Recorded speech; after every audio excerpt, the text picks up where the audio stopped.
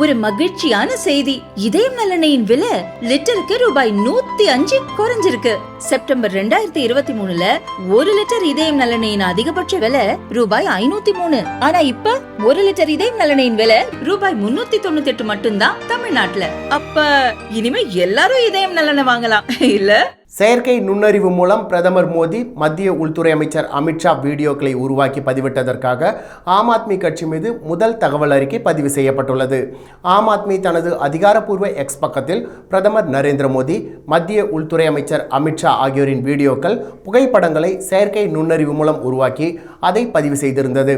Delhi north avenue police நிலையத்தில் இதற்கு எதிராக பாஜக சார்பில் புகார் கொடுக்கப்பட்டதை அடுத்து ஆம் ஆத்மி மீது டெல்லி போலீசார் எஃப்ஐஆர் பதிவு செய்துள்ளனர்.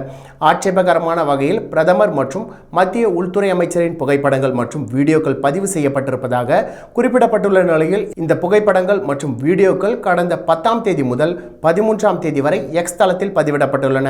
இது குறித்து பதிலளித்துள்ள ஆம் ஆத்மி, இதுபோன்ற பொய் வழக்குகளை பதிவு செய்வது பாஜகவின் வேலை. மக்களின் கவனத்தை திசை திருப்புவதற்காக இதுபோன்ற செயல்களை பாஜக செய்து வருகிறது. மேலும் பாஜகவின் அடுத்த இலக்கு முதல்வர் ஆதிஷி சிங் மற்றும் முன்னாள் துணை முதல்வர் மணிஷ் சிசோடியா மீது இருக்கும் என்று ஆம் ஆத்மி குற்றம் சாட்டியுள்ளது.